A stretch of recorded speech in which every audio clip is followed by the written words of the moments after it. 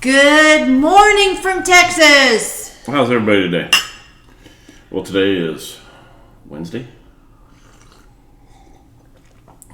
And I just have to say, okay, I did the video yesterday by myself, and that seemed to screw everything up. Because it's coffee Klatch. Kim and Jab. And he's drinking white cranberry juice. Spot the cranberry. It's a coffee. It's coffee Klatch. Working nights, you lose track of days, lose track of all the stuff. And so when you're awake, you're just going, is it night? Oh no, it's morning. Oh. Yeah. And so there may be, I'm not going to say may, there are going to be days this next week where you're going to have just me. So I'm going to lead it off with my perceptions. I watch all these terrible videos on YouTube. Terrible. And ideologies that he shouldn't be having. It's train wreck people having train wreck lives and then going,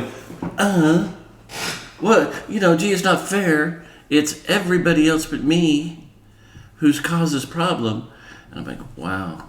Well, whatever happened to personal responsibility? There is no personal responsibility anymore. There's not. And so the videos, I can sum them all up to somebody's mad at somebody for something.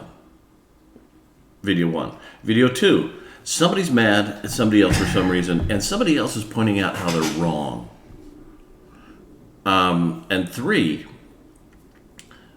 all 3 of those things, somebody's mad at somebody for doing something that they did to them. Somebody's pointing out how they're wrong. And then the train wreck happens. And there's a huge fight. The first person doesn't believe the second person and calls them every name in the book. He likes watching videos on YouTube, which the videos themselves are very well done. We're not talking about the channel or whatever. It's the concept of the video. Right. So I need to He thinks he's watching Jerry Springer or Maury Povich or Montel Williams. I mean, those are the videos he watches. Well, I don't ever watch any of those. But I watch Divorce Court. And some of these ones, and you just go, there, but by the grace of God, go, You learn to plumb up. Yeah, you toughen up, you move on, okay, this sucks, done, move on, you have a happy life. Here, let's adjust the mic. And we'll get it right up here in front of us. But it's the same thing with talk radio.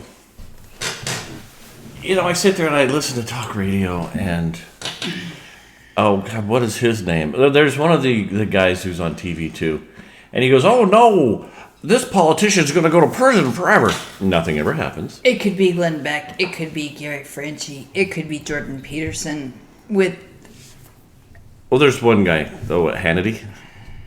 Mm-hmm. Every day Hannity's talking about new gangbuster things. The world's coming to a crashing end and it's all his fault and he's going to go to prison for it.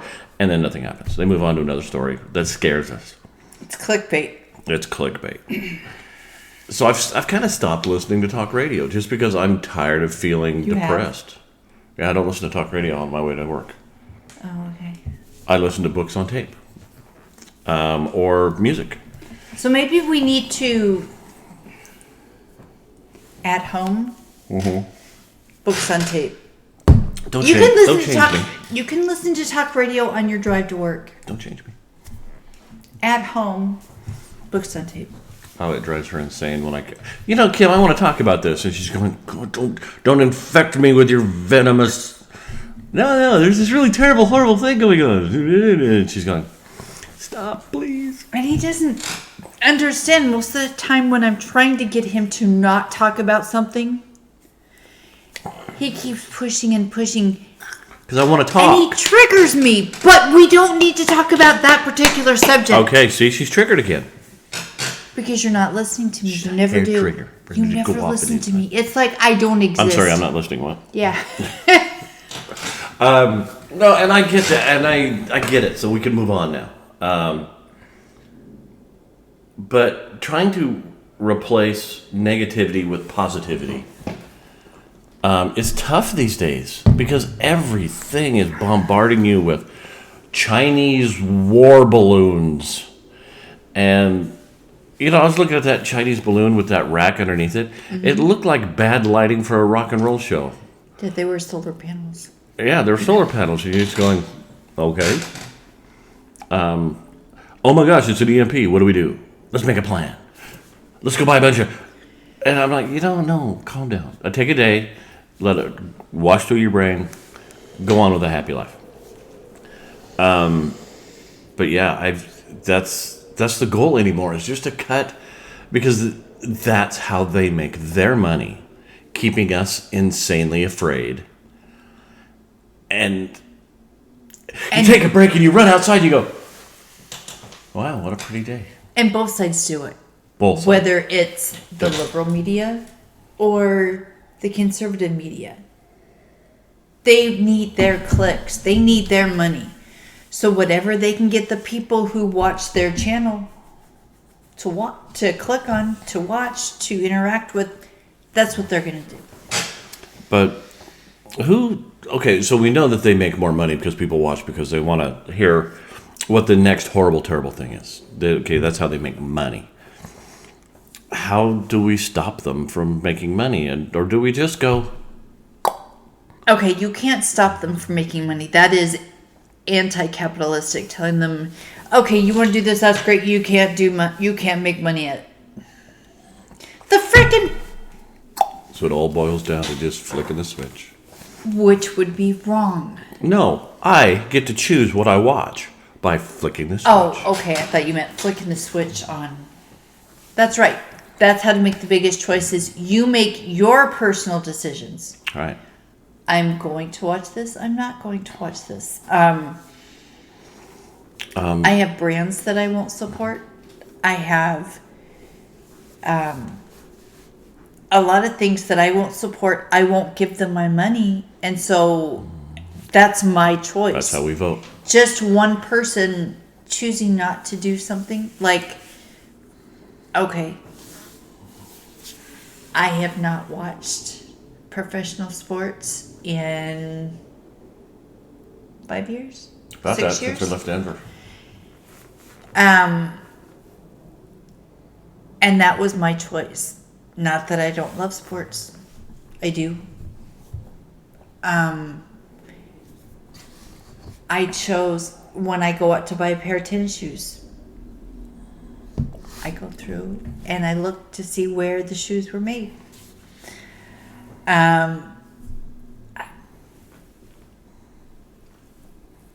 You've got to think about these things, and because that's the only choice we really have in all of this stuff. Now, I realize the stuff you buy from certain countries are a heck of a lot cheaper than what you buy from the United States, or what is manufactured in the United States.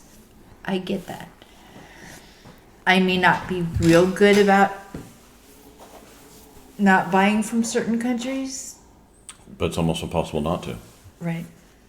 That, or you can have nothing in your house. Just, unlike in my job,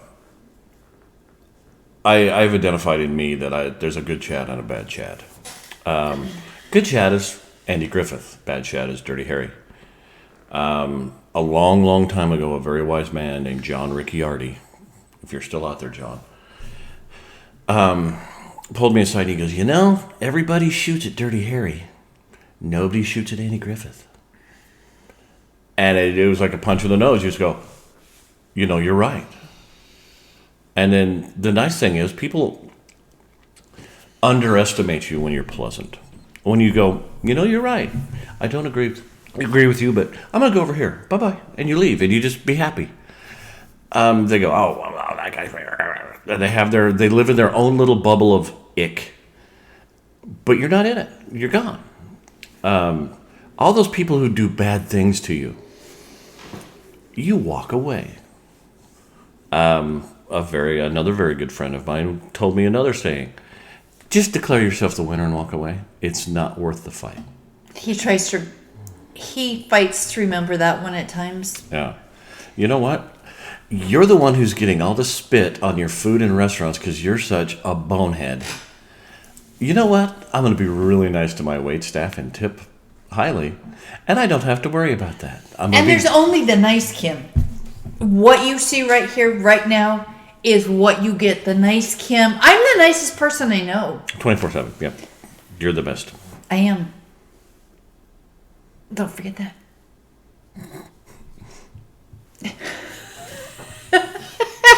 Checking under the table for guns. Nice.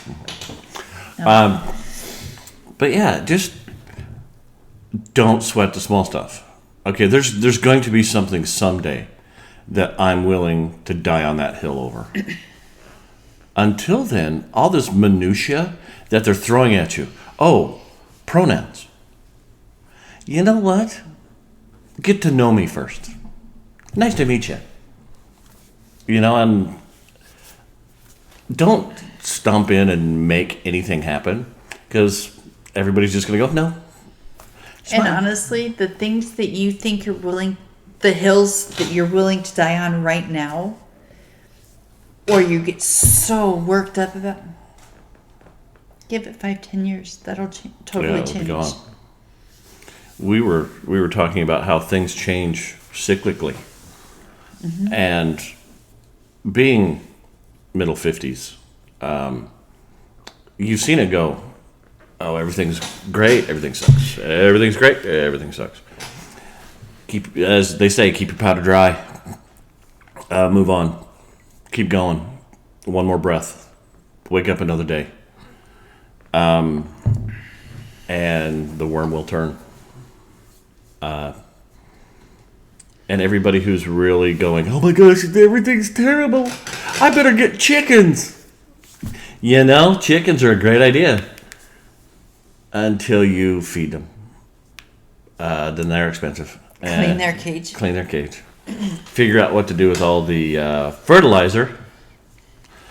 Dogs. We so want a dog. We just want to, just something to love. Just get a little puppy, look at your face, and blah, blah. Oh, yeah, that guy, they poop. Okay. And you got to buy food. I came to a realization yesterday. Uh-huh. Or maybe the day before. But it was this week. Okay. When you're single and you're all by yourself, oh my gosh, having a puppy was so... He loves me. He gives me attention. That's great. Then you get married. And you have kids. And okay, the kids love the dog so much, and the dog loves the kids, and you know, I love the dog, but I don't want the dog. I love the dog, but I don't want the dog. And you know, you're the same way with kids and a husband. Oh, I want a husband. I want kids. You wish. Then your kids leave the house, and so you've got an empty nest, and it's like, I'm gonna fill it up with dogs. Oh my gosh, I got these dogs. They love me. But you know what? You are independent. You're free. You can go do whatever you want. You don't have to worry about a dog sitter. You don't have to worry about being home in time to let him out of his kennel or to feed him. And you know what's funny is we actually had the thought, oh no, if we get a dog, we can't travel. Wow, it's too much money to travel. We can't even go over to the other side of San Antonio and go to Buc-ee's because the gas. We got to save gas. Yeah, we're not traveling a lot because of gas prices. So we might as well get a dog. Well, you know what'll happen is we'll get a dog. Gas will go down to $1 a gallon, and we'll be stuck carrying around a little Chihuahua in a baby carrier. So it's one of those things that if you want a dog, that's great. But those are the kind of the stages. Yeah. You reach a point in life where, having a dog, I love dogs. Dogs are fantastic. I don't want one right now. See, we recently, within, a year, 2 years now, we lost the greatest dog that ever lived. No, Eddie was 2 years, so that means 3 years for Mac. Okay. We lost the greatest dog of all time, a boxer named Mac. We'll never replace him. He was so great. And we've posted videos of him. Will you quit saying that? We have not posted any videos. I thought we had. I thought we did. Not on YouTube. Okay, fine. I'm sorry. Okay. Well, yeah, not on YouTube. But yeah, what a great dog. He was amazing.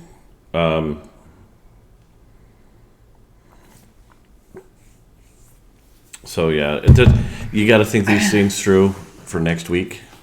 You can't react now. Because there's been a couple times it's like, oh, look, a dog. No.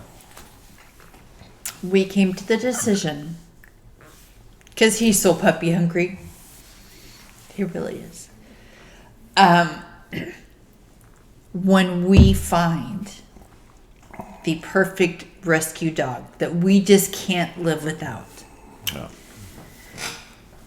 that's when we'll make the switch.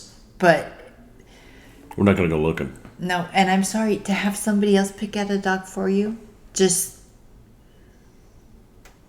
doesn't seem...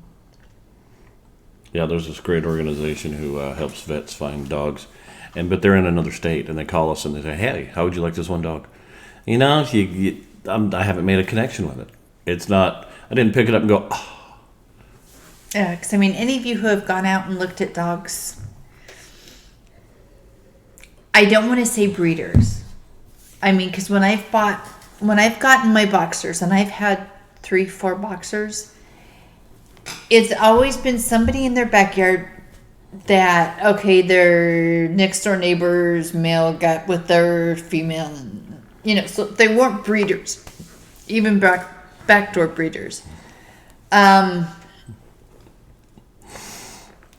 Haha. I meant backyard. No, I was thinking of Susan's Cocker Spaniel. Right. So, but anyways, then we had a pug that we got he was from a breeder.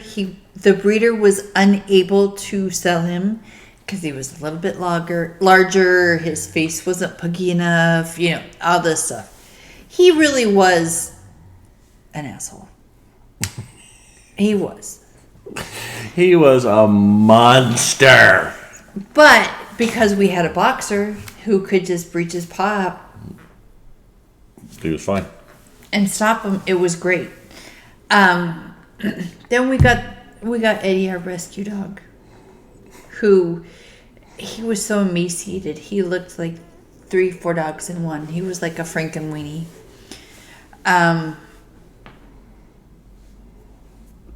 Great dog. But we chose all those dogs. I mean, the one we got from the friend who bred the pugs, she was like, you know what? I'm going to work. Just take him for the day. Mm-hmm. If you don't want him, just give me a call. I'll pick him up on my way home. So we weren't stuck with him. Mm-hmm. Well, and he just cuddled right in with Chad immediately. And then she blocked me. She blocked my phone. She blocked my email. She blocked everything. Yeah, we couldn't get him back. So he was ours. Yeah. And then Eddie, the amazing Eddie, had a best friend in the backyard. The lawnmower. He would run out every day to just kind of lean on the lawnmower. We had a riding lawnmower because the size of our yard was 1/4 of an acre, and so the riding lawnmower was a must. And it was funny because Eddie he didn't climb on the lawnmower. If you ran the lawnmower, he didn't hide from it. But when it was sitting on the deck or the patio, he would just curl up with it. Just sit and lean on it. You just go. He couldn't do stairs. He couldn't jump up. We think it was an eye problem, but he would walk over and stare at the wall. Yeah. We were doing some work in one of the bedrooms, and we laid 4 2x4s flat. Set Eddie in the middle. He was stuck. He couldn't jump a 2x4. We had 3 big yards, and you could see from end to end on the yards. Well, way down on the other end of the yards, 200 yards away, some guy walks by. Eddie sees the shadow, starts running, right into a tree. And you just watch him go. And I mean, he flipped. He hit the tree. He flipped a couple times backwards, shook it up, and went back barking. And you just look at him and go, that is the weirdest dog that ever lived. And, but that's what the kind of dogs you have to have. You can't have, that perfect dog. Because, like, Susan's Cocker Spaniel, the most beautiful dog you've ever seen in your life. And she would comb it out. Beautiful. She'd have it perfectly trimmed. And then it would have a litter of coyote puppies. And you just go, yeah. So that's what we have for today. Come back tomorrow for Conspiracy Theory Thursday, where we will begin talking about the New World Order. Hey, we'll catch you guys tomorrow. Love y'all.